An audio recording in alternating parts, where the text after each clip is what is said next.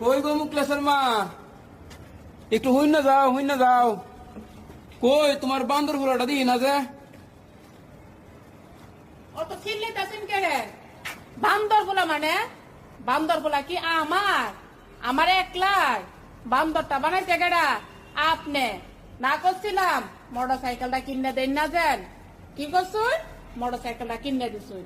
আর এই মোটর সাইকেলটা পাইয়া সারাদিন খালি টই টই করে ঘুরে বেড়া আর রাই তৈলে মোবাইল। আচ্ছা আচ্ছা বাদ দাও, আল্লাহর মাল একটা ফুলা আমার, এই জন্য কিছু কই না।